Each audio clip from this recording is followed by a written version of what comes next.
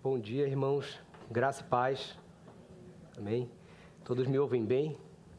Primeira vez que estou usando esse tipo de microfone aqui. Muita tecnologia hoje, mas infelizmente a minha rinite alérgica, rinocinusite, me atacou essa semana, então a minha voz, acho que não tem tecnologia que dê jeito. Mas só para vocês entenderem que a minha voz não é sempre assim. Mas enfim, me chamo Lucas, como já foi apresentado, sou missionário da CRU. Já apresentei a CRU aqui algumas vezes, acho que até outros missionários da CRU, da nossa equipe, também já fizeram isso. Mas para resumir, para aqueles que ainda não conhecem, a CRU é um ministério internacional e interdenominacional que abarca vários outros ministérios. Entretanto, a CRU ela começou com o Ministério Universitário, que é o ministério onde a gente serve hoje. Eu, o Alan, a Raquel e alguns estudantes, alguns jovens aqui dessa igreja também estão conosco. Então, a gente chama esse ministério de CRU Campus. A CRU Campus faz parte, é um braço da CRU.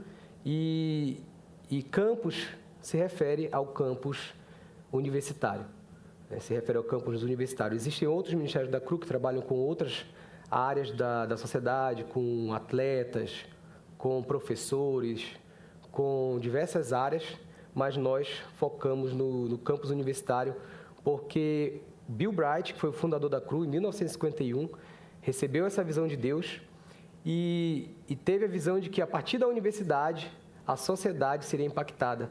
A sociedade poderia ser levada a Cristo ou transformada a partir das pessoas que saem da universidade. E isso é uma verdade no nosso tempo. Tão verdade que a universidade é um local de conflito. Por que vocês acham que a universidade é um lugar de tanto apelo? Não é uma questão do apelo cristão, mas é um apelo anticristão, digamos assim, Hoje em dia, quando você pensa na universidade, você pensa, nossa, é o que eu mais ouço, Nossa, estuda onde? Na UEL. Meu Deus, na UEL. Se você é a UEL, é o pior lugar da cidade, parece, E é um lugar onde aqueles que são contra o Evangelho, eles estão estrategicamente ali. O nosso inimigo, ele já viu isso há muito tempo atrás e ele está estrategicamente ali, mudando a cabeça das pessoas. Muito se diz sobre jovens cristãos que entram na universidade e logo se desviam. Às vezes tem um medo, tem pais de jovens que preferem pagar uma universidade porque acreditam que pagando uma universidade particular, os filhos não vão se perder da fé. Então, é um lugar de conflito em que, na verdade, nós, enquanto cristãos, enquanto igreja, às vezes a gente acha que ficou muito tempo passivo nessa situação, ou não olhando tanto. E eu dou glória a Deus pela vida dessa igreja, que, na figura do pastor também, do pastor Rogério, tem sido uma pessoa que olha para a universidade com carinho, que olha para a universidade com esperança e que quer ver essa transformação acontecendo na universidade e a partir dela também. Então, é algo que a gente vai conversar. Eu gostei muito da abertura do culto, falou-se muito sobre oração e a gente vai continuar falando muito sobre oração. Mas antes eu quero apresentar, deixa eu ver se aqui vai estar funcionando. Quero apresentar a nossa equipe, não sei se todos já conhecem, a equipe da Cruz Sul, que sou eu e a Raquel, a nossa família está ali no lado direito. O Márcio e a Tainá, que estão no meio, de verde, e essa cor acho que é terracota. E a Sofia, que é a nossa missionária solteira, mas final do ano aí vai casar também, está noiva. Então, e temos a Maria Luísa e a Laura, que são as duas pequenas que estão na salinha. Essa é a nossa equipe para a região sul. Somos 5 missionários que trabalham para promover esse movimento espiritual nas universidades de toda a região sul. Então, não é um escopo pequeno, não é algo muito simples, Mas, pela graça de Deus, nós estamos trabalhando nisso. Ontem, o Cadinho, numa palavra que ele deu aqui, ele falou sobre a terceira onda de missões, era com indígenas? Com indígenas. E ele falou que a terceira onda é preparar os indígenas para que eles sejam esses mensageiros no seu próprio povo, né? Então, eu vejo que com os estudantes é a mesma coisa. Alguns anos atrás, a CRU trabalhava com movimento direto, onde o missionário ele tinha 1, 2, 3 universidades na cidade que ele acompanhava, e ele ia para a universidade todos os dias e evangelizava, discipulava e fazia, era o trabalho dele, era como se fosse um trabalho normal, né, de sair de casa, vai para lá e fica lá, e volta no final do dia.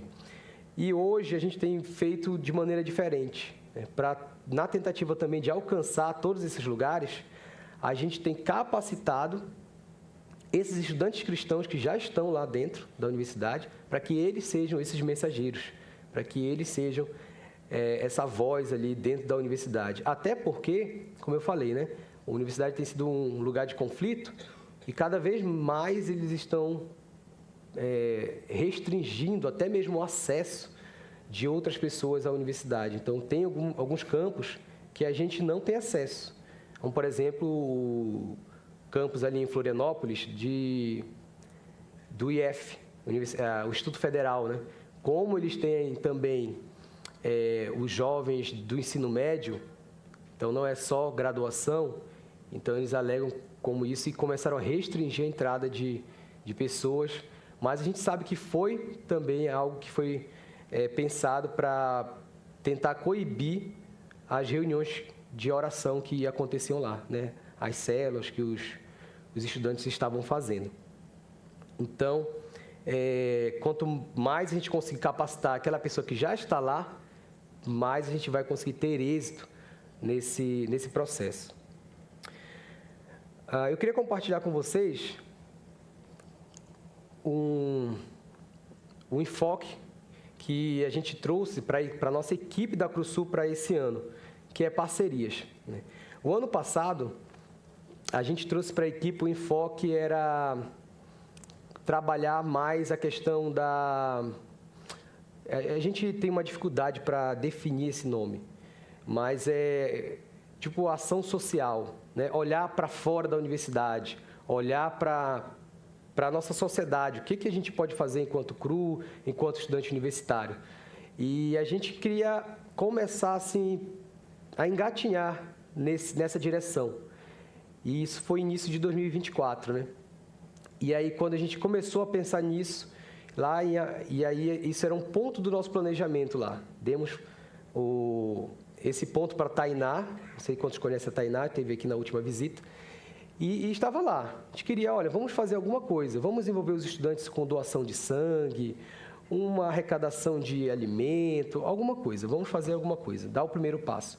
E, de repente, em abril do ano passado, acontece o que aconteceu no Rio Grande do Sul, né, as enchentes. Então, de uma hora para outra, nossa agenda teve um rebuliço. A gente cancelou coisas que ia fazer, como retiro e outras coisas que a gente tinha planejado, e começou a planejar viagem de auxílio às pessoas lá no Rio Grande do Sul. Então, a gente foi e teve várias visitas até lá. E assim, são coisas que não estavam no planejamento, são coisas que abalam assim, a gente quando está na expectativa de viver algo e, nossa, de repente tudo muda, né? E tudo muda e a gente tem que refazer as coisas, mas a gente não pode perder de vista de que Deus tem um controle, né? E eu tenho algo muito interessante em relação a isso, tentar ser rápido para a gente não perder nosso tempo, mas eu estava compartilhando com os meninos durante os evangelismos que a gente fez essa semana. Existem 3 tipos de evangelismo. Tem o evangelismo com pessoas que você tem perto, né, que são as pessoas que você convive, você conversa, você tem acesso.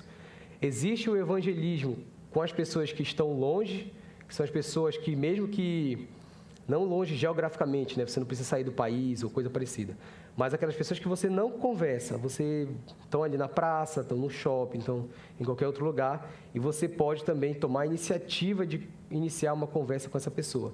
Esse é um outro tipo de evangelismo. Mas também existe o evangelismo como corpo, que é esse evangelismo que acontece no movimento do corpo de Cristo, da igreja, essa comunhão, esse amor, essa ajuda mútua, também traz as pessoas para Cristo. A gente sabe porque está lá escrito em Atos 2, né? Mas eu acho que nem sempre a gente acredita que isso acontece. Vai acontecendo de maneira orgânica, mas às vezes a gente não faz isso intencionalmente. Então, isso aconteceu ano passado. A gente planejou essas viagens para o Rio Grande do Sul e a avó da Tainá, não sei se ela já contou esse testemunho aqui, mas eu vou repetir. A avó dela, que se dizia ateia, né? O casal, né? Dizia ateus, nós somos ateus, desde que a gente conhece eles, são pessoas muito bacanas, mas não tinham nenhuma fé, assim, né? Rejeitavam a fé. E aí, nesse contexto dessa tragédia, ela já estava ajudando, doação, isso, aquilo. Mas quando ela soube que a Tainá ia para lá para limpar a casa, para estar com as pessoas, para dar o alimento na mão das pessoas, ela disse, não, eu quero ir com vocês, eu quero ir. E organizamos a viagem, inclusive mandamos projeto para a CRU Global, recebemos recurso de Global, porque esse foi uma tragédia que se noticiou mundialmente, né? Então, eles enviaram recursos para a gente, nós convidamos os estudantes, pagamos para os estudantes chegarem até Florianópolis e dali a gente foi de carro, né, para Porto Alegre. E nesse processo ela foi também. Foi, limpou casa com a gente, inclusive tinha mais disposição que os jovens até. E também tinha mais experiência com limpeza, né? Ela é uma pessoa que tem esse gosto pela limpeza. Então, ela limpava e ela via a gente conversando com as donas de casa ali, que geralmente eram pessoas da idade delas, né? A igreja ali era a PIB de Porto Alegre, selecionava pessoas que estavam sem condições, né? Pessoa que não tinha uma família grande, era um idoso, um casal de idosos que não ia ter condições de limpar, gente. Era uma sujeira, assim, de outro nível. E aí ela dormiu com a gente na igreja, fez tudo o que tinha que fazer. E quando ela voltou, Deus colocou no coração dela e ela começou a querer saber mais sobre Jesus. A partir daquele envolvimento, a partir daquela viagem, ela começou a perguntar mais sobre Jesus. Em poucos dias ela já pediu para ir na igreja, que a Tainá ia, e começaram a ir na igreja. E no final do ano passado ela se batizou. E a gente foi para o batismo, assim. Eu fui para o batismo, né, celebramos lá, choramos e tudo. Só que eu ainda estava com a pulga atrás da orelha, que não, será que foi aquela viagem? Não, o Márcio já devia estar pregando para ela, né? Já devia. E aí, na hora que a gente saiu para almoçar, eu perguntei para ela, me conta aí o seu testemunho, como foi e tal. E ela confirmou que a partir daquela ação, daquilo que a gente estava fazendo, foi o que despertou ela para o Evangelho. Então, assim, às vezes a gente fica incrédulo, né? Nossa, cancelamos todo o nosso evangelismo, nossos retiros, nossas coisas que íamos fazer, né, por causa de uma tragédia e vamos ajudar. Mas Deus ainda continua trabalhando, né, mesmo em meio às tragédias. Enfim, mas para esse ano, o nosso tema, nosso enfoque tem sido parcerias, porque existem muitas coisas que a gente quer fazer. A gente trabalha só com a universidade. Dentro da universidade tem muita coisa que a gente pode fazer. E a gente sabe que a gente não vai fazer, a gente não consegue fazer isso sozinho. Não consegue. E parcerias têm sido nessa direção, né? Eu trouxe esse versículo. Ora, o que planta e o que rega são um, mas cada um receberá o seu galardão segundo o seu trabalho. Porque nós somos cooperadores de Deus. Vós sois lavouras de Deus e edifício de Deus. Então, é sobre isso.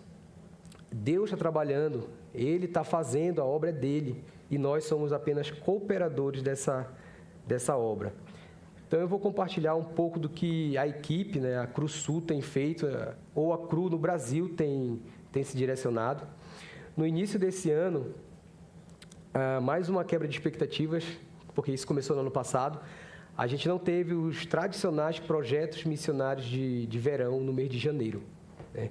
Por diversos motivos, a gente acabou não tendo, né? O principal deles, assim, a falta de trabalhadores, falta de missionários disponíveis para estar fazendo um projeto missionário nos moldes que a gente fazia.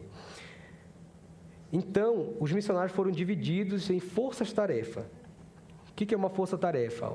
momento, dias que você tira para trabalhar apenas focado num objetivo. Então, a gente tirou o mês de janeiro, que é o mês de férias, né, das universidades, e trabalhou em 4 forças-tarefa.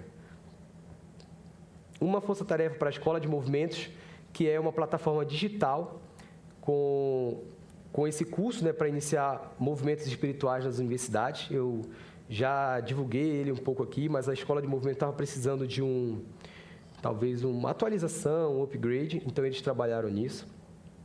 Tivemos uma força-tarefa de oração, porque a gente quer mobilizar a oração, e eu vou falar um pouco mais disso quando a gente começar a ler o nosso texto bíblico. E a oração, gente, é muito importante, e eu queria relembrar aqui o nosso movimento de oração. A gente já divulgou algumas vezes aqui o movimento de oração da Cruz Sul, mas eu quero relembrar vocês de que a gente quer que cada cidade na região sul tenha uma pessoa orando por essa cidade e pelas universidades que tem nessa cidade. Então, se você ainda não é parceiro de oração da Cruz Sul e você deseja ser, a Raquel vai estar distribuindo um pequeno imã de geladeira com um QR Code. Nesse QR Code você vai ler o QR Code, vai preencher um formulário e você vai receber o nome de uma cidade pela qual você vai começar a orar regularmente. Então, a gente precisa dessa força de vocês em oração, dessa parceria de vocês, porque, como já foi dito aqui, eu não preciso repetir sobre a oração, né? A oração ela é muito importante e a gente precisa orar, precisamos orar. Mas também a CRU Brasil, ela lançou um novo movimento de oração, que é o movimento de oração por mais trabalhadores. E eu vou entrar em mais detalhes depois. Eu estou falando e não passei o slide. Outra força-tarefa foi sobre a comunidade surda, né? E essa talvez seja a que mais tem nos chamado a atenção, tá?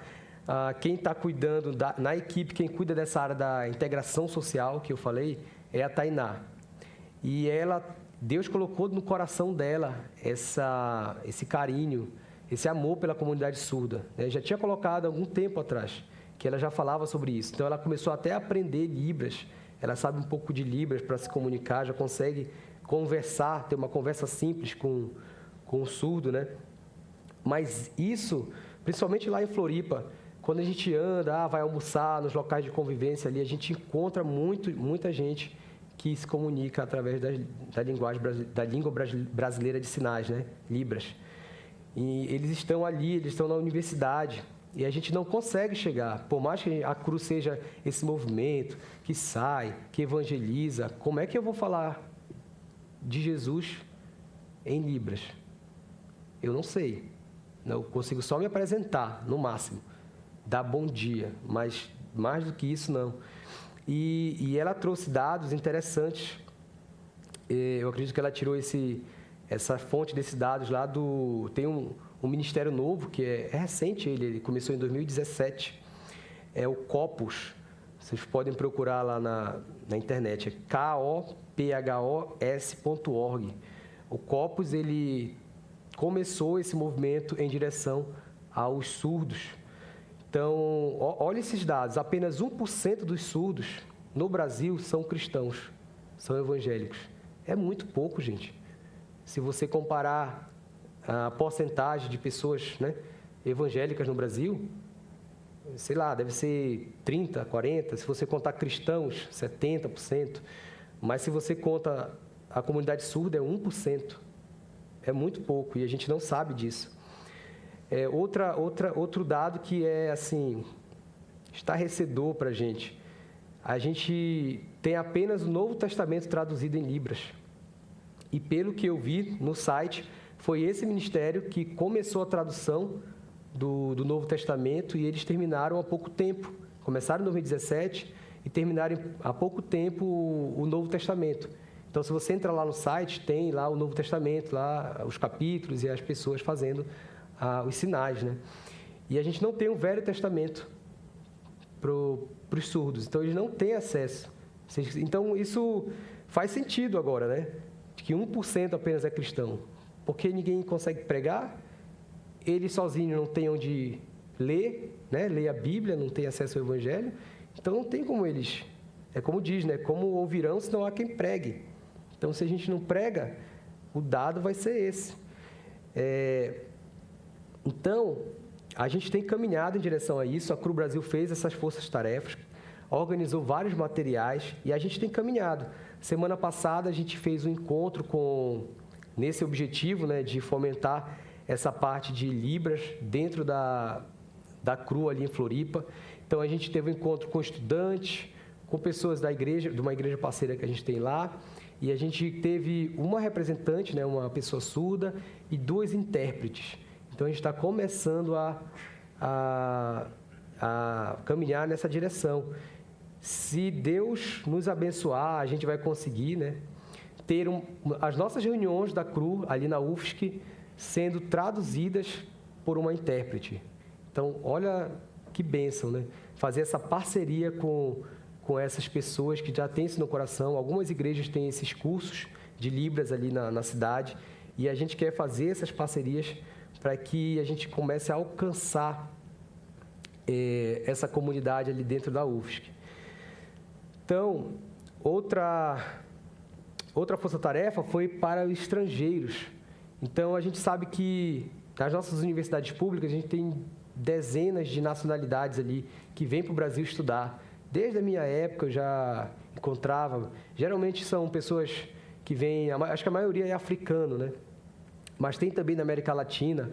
A gente estava no lago ali, a gente foi evangelizar, a gente encontrou um grupo de pessoas que estavam acolhendo esses estudantes estrangeiros.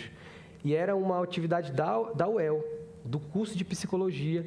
Então, eles abriram a universidade, né? Ela tem ela incentiva as pessoas a terem horas. Os estudantes precisam ter horas. E uma dessas horas é horas de extensão, horas que você precisa cumprir fora do curso. E olha só como são as coisas, né? A universidade, ela faz isso. Então, está lá. Tinham 2 meninas cuidando desse grupo da psicologia. Uma era cristã e a outra não era cristã. Mas, assim, fora do cristão, né? É algo assim, da universidade buscando acolher o estrangeiro. Né? E é algo que, se você olhar para o cristianismo, é algo que a gente já deveria estar fazendo há muito tempo.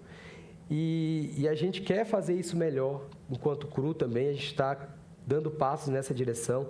Fizemos uma força-tarefa, preparamos um guia para estrangeiros que eu compartilhei já com os meninos da CRU. Então, são dicas do que fazer, diferenças culturais, várias dicas legais ali. E a gente quer fazer ainda mais.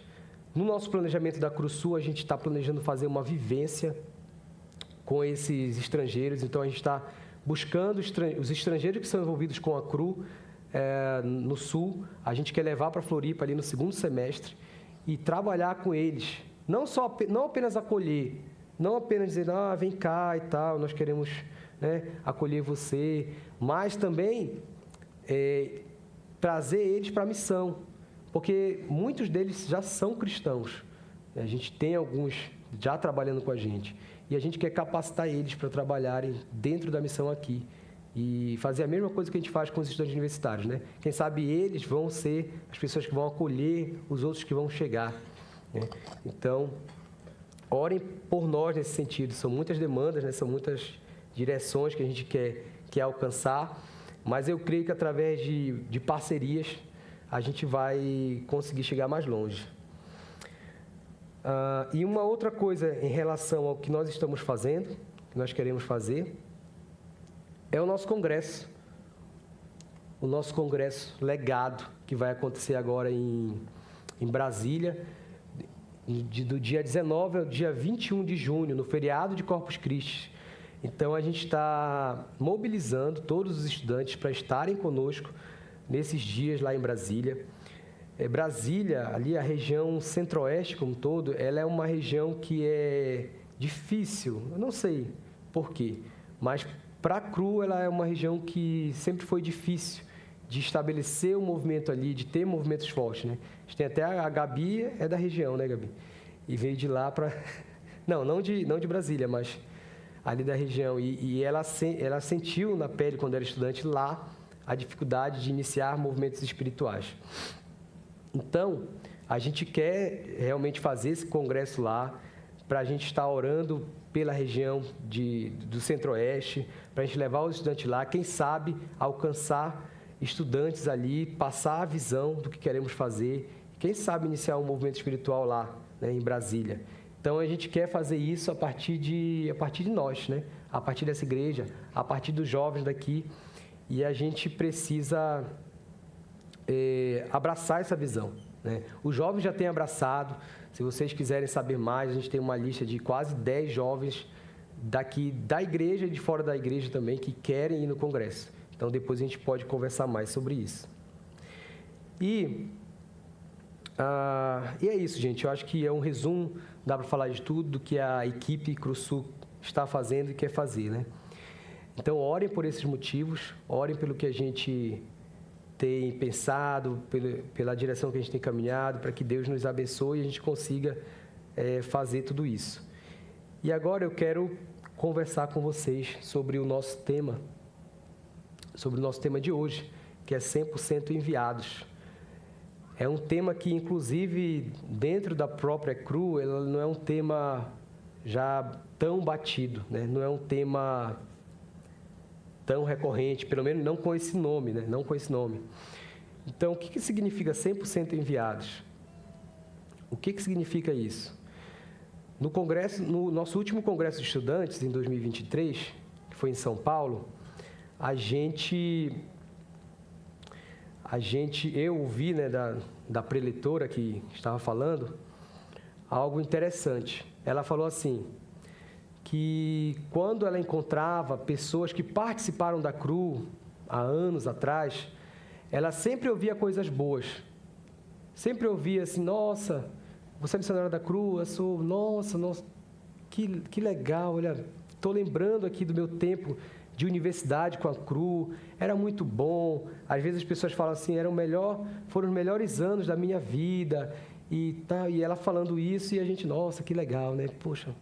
E aí eu não lembro as palavras exatas que ela usou, mas ela deu a entender que isso não era exatamente algo 100% bom. Por quê? Poxa, mas não é bom? A pessoa gostou de participar da CRU, e era bom, e era legal, e evangelizava, e discipulava. Como é que isso não era bom, né? Por que, em certo sentido, isso não era 100% bom?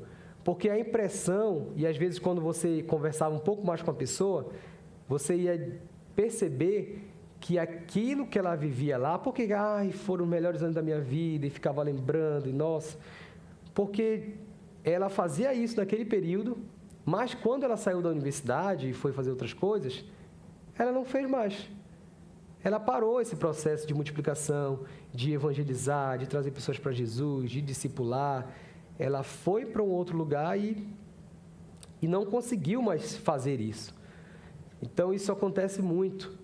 E não é isso que a gente deseja que aconteça, né? Não é isso que a gente deseja que aconteça. Então, é isso que a gente quer dizer com 100% enviados. A gente trabalha com os estudantes dentro do campus, ensina várias coisas, a gente é motivado, quando a gente está trabalhando em grupo, a fazer várias coisas, né?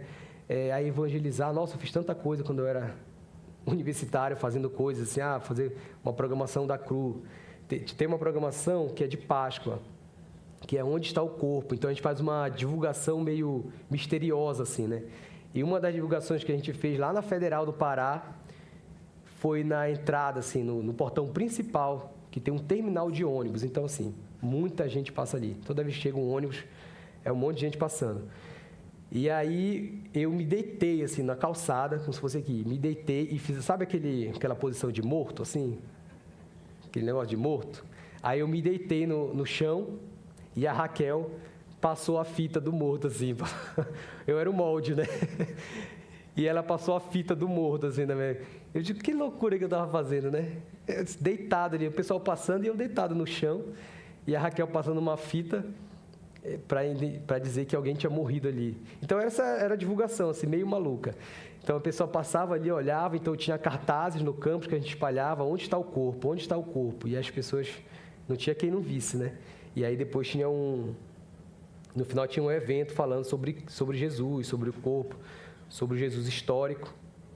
Então era para atrair as pessoas para essa divulgação. Então a gente faz meio que umas loucuras aí, né? E às vezes depois, num outro contexto, no mercado de trabalho, a gente não consegue mais ter essa ousadia. A gente perde, a gente acha que... E tudo fica mais difícil, né? Não, porque isso daqui vai depender do meu trabalho, e se eu for demitido, sei lá, pode acontecer. E se fulano não gostar, se meu chefe não gostar, então começa a vir outras preocupações que impedem a gente de ser ousado, né? Então a gente acaba deixando de trabalhar. Mas vamos abrir a Bíblia lá em Mateus, capítulo 9, versículo de 36 a 38.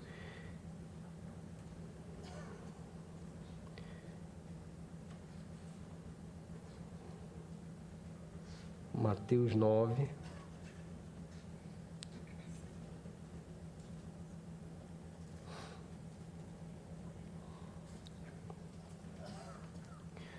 Todos encontraram?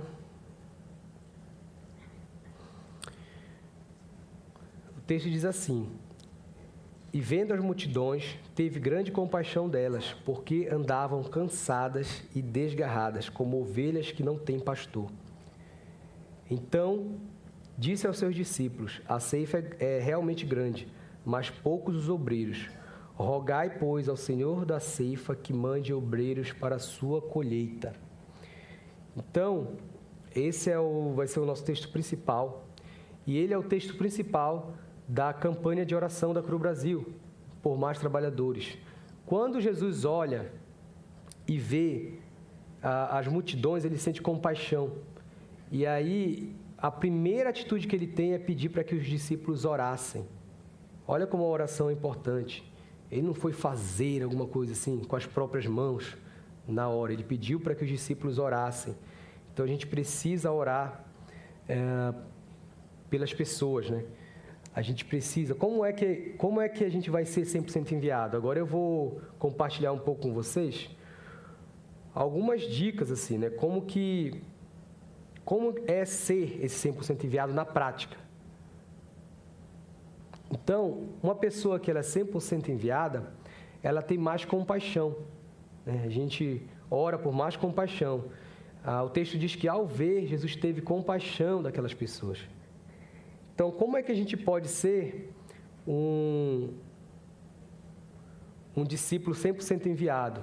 A gente precisa observar a realidade no nosso contexto, observar a realidade ao nosso redor, quais são as necessidades das pessoas ali, quais são os problemas que as pessoas têm passado, no que a gente pode ajudar aquelas pessoas. A gente precisa orar intencionalmente por um coração compassivo como o de Jesus. A gente precisa orar também por mais trabalhadores, porque essa é uma ordem de Jesus. E também é uma resposta compassiva aos problemas do mundo, quando a gente ora, né? Jesus deu essa resposta quando ele viu e sentiu compaixão dessas pessoas. Então, esse é um dos textos onde demonstra a compaixão de Jesus, mas existem vários textos onde Jesus tem compaixão das pessoas, né? Porque elas estavam perdidas e sem pastor. Então, eu até coloquei aqui alguns textos e quais foram as respostas de Jesus frente a essas necessidades, né? Lá em Marcos 6, as pessoas elas estavam como ovelhas que não têm pastor. E o que ele fez? Ele ensinou. O texto diz que ele ensinou essas pessoas. O que Jesus fez em Marcos 8, quando as pessoas estavam com fome? Ele alimentou, ele multiplicou os pães e os peixes e ele alimentou aquelas pessoas. Qual foi a resposta de Jesus lá em Mateus 9, quando ele viu as pessoas, quando as pessoas estavam aflitas, exaustas, doentes? Ele pediu para que orassem por elas, orassem por mais trabalhadores. E em Mateus 14, quando as pessoas estavam doentes e desesperadas, a ponto de... Jesus fez uma viagem de barco, né, atravessou, e essas pessoas foram andando e encontraram Jesus na outra margem. Tanto era o desespero das pessoas. Então, o que foi que Jesus fez? Jesus curou essas pessoas, né? E a gente sabe que de tudo isso que Jesus fazia, nem todos, de fato, se tornavam discípulos de Jesus, né? Eu lembro só da história dos 10 leprosos. Lembra dos 10 leprosos? Jesus cura os 10, mas só um volta para agradecer, para reconhecer Jesus, para reconhecer que ele... agradecer e reconhecer Jesus como o Senhor da sua vida. Os outros 9 apenas foram curados, mas Jesus cura. Então, a resposta de Jesus é sempre compassiva, né? Jesus responde dessa maneira. E qual é a nossa resposta frente às necessidades das pessoas? A gente tem observado, né, as pessoas que estão à nossa volta, na nossa empresa, na nossa turma, na faculdade, né, em qualquer lugar que você esteja. Isso não é restrito a um lugar. Isso a gente tem que fazer onde tem pessoas. A não ser que você trabalhe com inteligência artificial, ChatGPT. Mas onde tem pessoas e você tem convívio, você precisa estar sensível aí à necessidade dessas pessoas. Essa é uma das primeiras coisas que Jesus fez. Ele olhou, ele observou. E logo em seguida ele pede para que os discípulos comecem a orar por essas pessoas. Então, o que você vê ao seu redor? Como é que essas pessoas estão?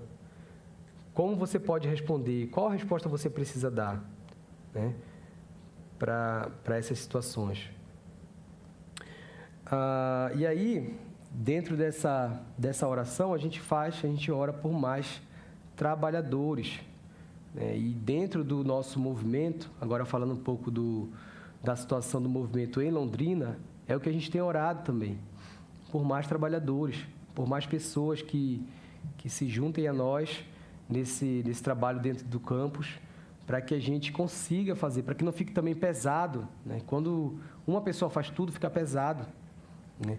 E eu lembro que em 2023 a gente começou apenas com a Gabi, com o Felipe e com a Niege, né? Foi assim de Deus, porque desde 2018 a gente vem para Londrina, porque a gente morava em Maringá. Então, Londrina era a cidade universitária mais próxima que a gente tinha também. Então, além de Maringá, a gente vinha muito a Londrina.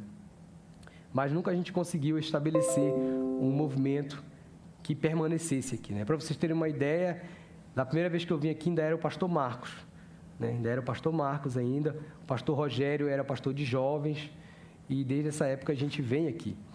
E em 2023, aquela menina ali, a Gabi, dá um tchauzinho assim, Gabi. Ela estava no congresso da CRU lá, em São Paulo. E aí eu estava descendo a rampa aqui, aí de repente vem a Gabi, toda animada como ela é. Aí fala, você que é o Lucas? Aí eu, sou. E eu já acompanhava o movimento em Londrina, né? Tentando iniciar o movimento aqui. Aí ela falou, olha, a gente vai ser amigo. Aí eu, é mesmo? Por quê? Aí eu vou para Londrina, eu vou fazer parte da CRUSul. Aí eu, interessante, você vai fazer parte do movimento de Londrina? Vou fazer parte do movimento lá de Londrina. Me falaram que você que tinha que falar com você. Aí eu, muito legal, vou colocar seu nome aqui para você iniciar o movimento em Londrina. Porque a gente ainda não tem. Então, aí nesse momento acho que ela ficou assim, nossa, como é que eu vou para lá então? Não tem movimento? Mas Deus colocou no coração dela, depois vocês conversem com ela, é um testemunho muito legal, para vir para cá. Ela nem é mais estudante, ela já se formou lá no Mato Grosso, e veio para cá para iniciar o movimento em Londrina. Que loucura, eu não podia imaginar isso. Ela veio para cá por isso. E ela tem família que mora em Arapongas, então isso foi meio de 2023. No segundo semestre, o pastor Rogério entra em contato comigo. Lucas, eu tenho um pessoal aqui para ti. Quem era? Felipe e Niege, que queriam fazer um trabalho na UEL. Eu disse, opa, já temos 3, né? O negócio está começando a encaixar. E aí a gente começou a reunir com eles de maneira online. E aí passou, né? Virou 2023, 2024, eles trabalhando aí para iniciar o movimento, e depois Deus foi trazendo novas pessoas. Hoje a gente tem praticamente uma segunda geração de pessoas, mas ainda precisamos de mais. Estamos fazendo um movimento ali na Unifil. A Gabi está também trabalhando arduamente ali tentando iniciar um movimento também lá em Arapongas, na Unopar, né? Que, segundo ela me falou ontem, tem sido mais difícil do que vir para Londrina, mesmo sendo lá. O Maicon, que está ali atrás, veio hoje, também está auxiliando ela nesse processo. Então, assim, gente, pessoas estão chegando, mas o trabalho é imenso, então precisamos orar por mais trabalhadores. E é isso, os campos estão brancos. Os campos estão brancos. E uma coisa que a gente sempre fala, sempre falou em todos os treinamentos que a gente dá, porque existe um preconceito nas pessoas de que as pessoas não querem saber de Jesus, que as pessoas não buscam isso e não querem saber. Mas a verdade é que há sim muitas pessoas buscando conhecer a Deus. E também há outras pessoas que elas não têm esse conhecimento sobre Jesus, né? Eu fico assim, às vezes, até abismado como isso tem sido cada vez mais frequente. Semana passada a gente saiu para evangelizar lá na UFSC não, perto da UFSC, numa praça lá, pessoal do skate e tal. Aí a gente deu um treinamento e saiu para evangelizar, igual a gente fez aqui. Aí fui lá e abordei um casal de adolescentes, assim, jovens adolescentes. Comecei a conversar, passando conecta, conversa espiritual. E aí, lá do meio para o fim, a gente vai introduzindo o assunto de Jesus e comecei a falar de Jesus. E assim, a gente tem essa ideia, né? Falando, sobre Jesus, vocês já devem conhecer, né? Sobre Jesus e tal. Aí a menina olhou para mim assim, não, eu não sei. Eu olhei para o menino também não sei, assim, sobre Jesus. Talvez você sabe só o nome, né? Mas não sabe. Então, às vezes, a gente pensa que as pessoas já sabem. Isso foi depois da Páscoa. Então, nossa, Páscoa é um apelo sobre Jesus. Mas cada vez menos tem falado sobre Jesus na Páscoa. Você vê a Páscoa na televisão, não tem nada de Jesus. Então, as pessoas não sabem. Às vezes, elas não sabem, desconhecem mesmo. E, às vezes, elas querem saber e buscam conhecer e não tem quem explique isso para elas, né? E nessa parte dos campos estão brancos, eu lembro daquele texto do etíope, do eunuco, lembra que ele tinha ido a Jerusalém para adorar, ele voltou de lá com uma parte das escrituras ali do livro de Isaías e estava lendo, só que não estava entendendo nada, E aí, Deus enviou Filipe para explicar o texto para ele. Deus enviou Filipe para explicar. E nós temos que ser como Filipe, pessoas que estão disponíveis ali para falar sobre esses assuntos com as pessoas, né? Então, é interessante, porque Filipe também, o texto diz que ele estava, fazendo uma coisa qualquer, e o Espírito Santo fala com ele, e aí ele sai do lugar da onde ele estava, e vai para a região onde o Espírito diz, né? Que eu não vou lembrar bem, não sou muito bom de geografia, mas acho que era no sul ali, porque o etíope estava indo para a região de Gaza, então ele foi até lá, e aí ele vê aquela carroça do etíope, e o Espírito Santo faz com que ele vá até a carroça, corra, aborde o etíope, e aí, o que tu está lendo aí? É engraçado, porque o texto diz que ele faz isso correndo, né? Correndo do lado da carroça, né? Eu fico imaginando como é que foi isso. E aí ele pergunta a bordo do etíope e diz, olha, eu estou lendo isso aqui, mas não estou entendendo. E aí ele, posso te explicar? E aí explica, e o etíope até pede para ser batizado. O que me impede de ser batizado? E aí ele diz, vamos então, né? Então batiza o etíope e, enfim, e aí ele se torna um seguidor de Jesus, né? Mas uma coisa interessante também que eu achei nesse texto é que depois que Filipe faz tudo isso, o texto diz que o Espírito arrebata Filipe dali e leva para outro lugar, né? E, tipo assim, ele sai miraculosamente daquele lugar e desaparece da vista do eunuco e vai embora. E por que isso aconteceu dessa maneira, né? Eu fico pensando, por quê? Por que ele não apareceu também milagrosamente? Por que ele teve que correr atrás da carroça? Por que ele não apareceu já de repente, dentro da carroça, sentado, normal, de boa? Ia ser mais fácil, né, não? Se Deus tinha como tirar ele, por que não jogou já ele direto lá? E aí, a única resposta que eu tenho hoje, não sei se Deus vai me dar outra, mas é que nós temos que obedecer, né, aquilo que Deus está mandando. Então, Deus direcionou ele para sair do que ele estava fazendo, de onde ele estava, para andar não sei quantos metros ou quilômetros ele teve que andar para chegar naquela região. Mas Deus direcionou ele para fazer isso. Então, isso teve um custo de tempo, não sei se teve que pagar uma condução, qualquer coisa, para chegar lá. Teve que correr atrás da carroça do etíope, tinha que estar em forma também, tinha que estar com a academia paga, pelo menos. Então, porque paga, mas não vai, né? Mas ele teve que fazer diversas coisas assim, para chegar lá no etíope, para poder falar de Jesus para o etíope, para ele se converter. Olha só o trabalho que deu. Aí, quando tudo acontece, Deus tira ele lá, num passe de mágica, assim, saiu e foi embora. E foi pregar em outro lugar, né? Mas o que a história conta é que ele teve um processo de fazer várias coisas, seguindo a direção de Deus, para poder chegar nesse ponto de pregar o evangelho. Então, às vezes a gente não quer seguir o processo, né? Eu admiro muito a Gabi, que sentiu no coração de Deus de vir para essa região, que não era a região dela, bem que ela tem várias regiões na vida, né? Ela já passou por um monte de lugar, mas não era a região dela, assim, nunca tinha morado aqui, e veio seguindo uma direção de Deus, e está aqui até hoje, né, tentando construir movimentos espirituais na UEL, na Unopá, e onde Deus colocar ela. Então, é como o Felipe fez. Então, a gente precisa obedecer, observar, ver a necessidade e obedecer. Ver se Deus quer que você converse com alguém, que você traga uma palavra, ore por alguém. Às vezes, Deus quer que você fale com uma pessoa, por mais que pareça que essa pessoa não quer que você fale com ela, né? Mas a verdade é que as pessoas, de fato, têm interesse em conhecer Jesus. E há diversas formas de ser um trabalhador na colheita. Há diversas formas, né? Você pode você pode usar os seus dons, você pode fazer isso no seu contexto, e você pode também enviar pessoas para fazer isso em lugares onde você não vai estar, né? Mas as pessoas estão disponíveis, dispostas a ir a esses lugares.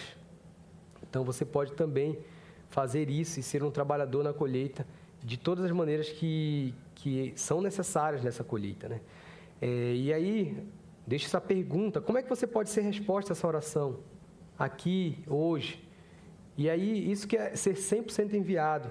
Você ser esse enviado no lugar que você está, e você está 100% envolvido com a grande comissão. Você precisa estar 100% envolvido com a grande comissão. John Piper disse o seguinte, né? Existem apenas 3 tipos de cristãos quando se trata de missões globais: os que vão com zelo, os que enviam com zelo e os desobedientes, né? Então, talvez essa frase ela pareça estar desconectada com o que a gente tem falado sobre 100% enviado, né? Mas, na verdade, ela não está, principalmente quando se fala de missões globais. Quando Jesus, aquele célebre texto lá da Grande Comissão, fala que a gente deve pregar o Evangelho aonde? Para toda criatura, por todos os lugares, né? Em todos os lugares. Então, a gente não vai conseguir fazer isso. Não vai virar, todo mundo vai virar mochileiro e vai sair por todos os lugares. Não. Aí alguém precisa fazer isso, né? Então, principalmente quando se fala de missões globais, há vários lugares onde a gente não vai estar, mas a gente pode investir nossos recursos para que outras pessoas estejam lá. Pessoas que vão deixar o seu trabalho, a sua profissão, aquilo que poderia já conseguir na cidade, na família, para poder fazer algo que que outros não poderiam fazer, né? E aí, como é que você pode fazer isso nesse momento da sua vida? Você tem feito, você tem olhado para as pessoas ao seu redor, você tem se envolvido com missões para fora do nosso contexto aqui de cidade, para outras cidades, outras universidades? O que que você tem feito? E é a hora da gente repensar, pensar no que a gente pode fazer, como a gente pode se engajar nisso. E eu dou glória a Deus pelo grupo que a gente tem construído aqui na UEL, aqui na Unifil, o grupo da Cru na cidade, né?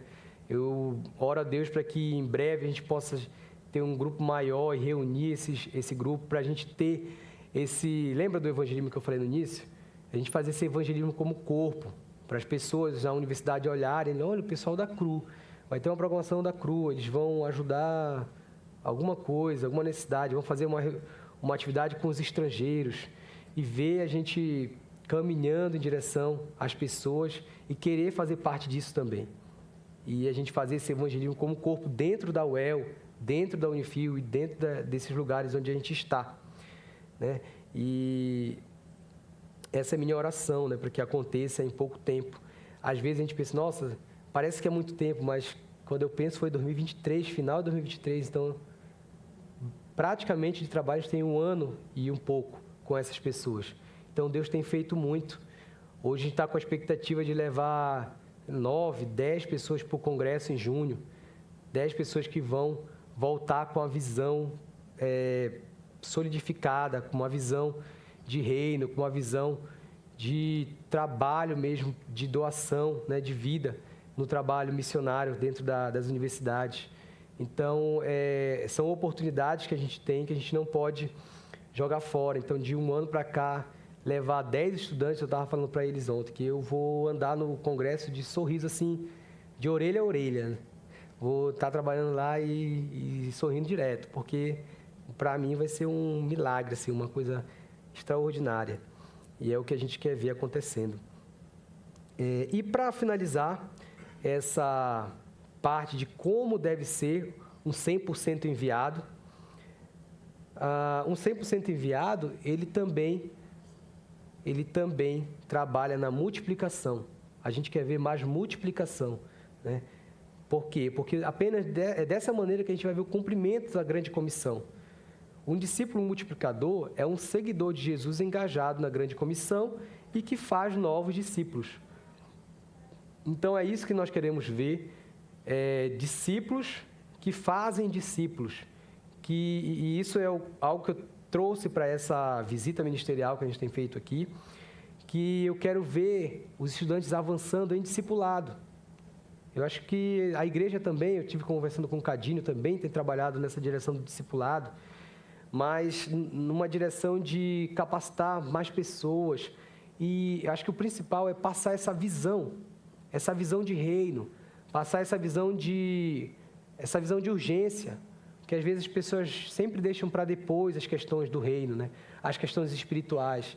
Então, a gente precisa passar para esses cristãos que já estão na universidade essa visão de que, gente, a gente precisa fazer agora, a gente precisa fazer. Por muito tempo não foi feito, então por isso a universidade é hoje o que é. Então, a gente precisa parar de ser omisso, a gente precisa parar de ser omisso e fazer as coisas que precisam ser feitas, tirar tempo para discipular pessoas dentro do campus, passar essa visão para que essas pessoas também passem para outros e a gente possa construir um grande movimento espiritual e trazer o conhecimento sobre Cristo para os nossos amigos ali dentro. Então, essa é a visão sobre multiplicação, né? Um cristão 100% enviado, ele é um cristão que multiplica, que dá fruto, que traz outros para também fazer a mesma coisa que ele faz. Essa é a primeira visão que a gente traz. Na verdade, é um resumo da visão da Cru, né? Que é a grande comissão e aquele texto de 2 Timóteo 2,2, né? Onde Paulo fala para Timóteo que de minha parte ouviste, transmite a homens fiéis e idôneos, capazes de transmitir isso a outros. Então, essa é a visão que a gente quer construir. E é isso, gente. 100% enviado. Eu espero que vocês tenham tido assim, uma visão geral de o que a gente deve fazer, como a gente deve proceder para ser esse cristão que não apenas oferta, envia pessoas, mas ele também está engajado na grande comissão no lugar onde ele está. Ele está preocupado com as pessoas, ele observa, ele cuida, ele ora por mais trabalhadores. Então, é um cristão que ele continua a viver uma vida ministerial e esse processo de movimento durante a sua vida inteira, né? Então, ninguém é 100% enviado sozinho. É um legado pessoal, mas não é solitário. Isso aqui é uma palhinha do que a gente vai ouvir no congresso sobre legado, né? E é maravilhoso entender essa frase, né? Que a gente é enviado, mas a gente não é sozinho. É uma missão que às vezes é pessoal, mas não é uma missão. É um legado pessoal, mas ele não é solitário. Você pode ser apoiado por várias pessoas. Várias pessoas estão indo com você. Então, eu queria deixar essa mensagem para a igreja, pedir que a igreja seja isso para os nossos jovens aqui, né? Os nossos jovens universitários. Que a igreja passe que eles sintam isso, que eles não estão sozinhos. Eles não são solitários na missão. Eles estão com vocês. Vocês estão com eles. E isso é o que vai fazer isso ser realidade na cidade, na igreja, em todos os lugares que a gente estiver. A Raquel está me lembrando aqui que se alguém quiser ser voluntário de oração da Cruz Sul, levante a mão que ela vai distribuir o QR Code. Se alguém que ainda não é voluntário deseja fazer parte, pode levantar a mão que a Raquel vai estar... Dá um tchauzinho aí, Raquel. Quem tu és? Ela vai estar entregando lá atrás. Ela vai estar entregando o QR Code, aí você vai... E o QR Code é um imã, tá, gente? Porque a gente sabe que a batalha é grande. E é muito fácil esquecer. Então, o imã você cola na geladeira. Acho que todo mundo tem geladeira. Você cola na porta da geladeira, que é para não esquecer, né? Isso aí todo mundo faz. Então, quando você for abrir a geladeira, você vai lembrar, opa, tenho que orar. Então, gente, isso que eu queria compartilhar com vocês, trazer essa visão sobre como deve ser a nossa vida como cristão, né? Deve ser uma vida missional e não apenas uma vida normal, né? Então é isso, agradeço à igreja pela oportunidade, Cadinho. Então vamos orar, eu vou orar aqui pela mensagem e orar também pelos nossos universitários. Senhor, eu quero te agradecer, Pai, por mais esse momento de compartilhar a Tua Palavra, esse momento onde falamos muito sobre a oração, e eu quero, nesse momento, te pedir, Pai, que a gente possa dobrar mais os nossos joelhos e orar mais por trabalhadores, a gente possa aderir, de fato, às campanhas, né, para que a gente não perca o foco e possa diligentemente estar orando para ver o Senhor agindo, Pai. Quando a gente ora, o Senhor age, Pai. E eu quero te pedir também que a gente ore pelos estudantes da UEL, pelos professores, pelos funcionários, pela Unifil, pela Unopar, por todas as universidades, Pai, que estão no nosso escopo. Oro, Pai, pelos esses estudantes que já estão conosco, que queime no coração deles cada dia mais o amor por essas pessoas. Eles tenham compaixão, assim como Jesus teve. Eles possam olhar para essa multidão que existe e possam ter compaixão e tomar uma atitude em relação a isso. E não apenas ficar olhando e constatando que é uma situação ruim, mas que eles possam arregaçar as mangas e fazer coisas que vão melhorar, que vão apresentar Jesus a essas pessoas, Pai. Que continue abençoando essa igreja, que é uma grande parceira nossa, e que o Senhor multiplique os seus esforços, dos jovens, dos adultos, dos senhores, enfim, Pai. Que o Senhor abençoe cada dia mais essa igreja em nome de Jesus. Amém.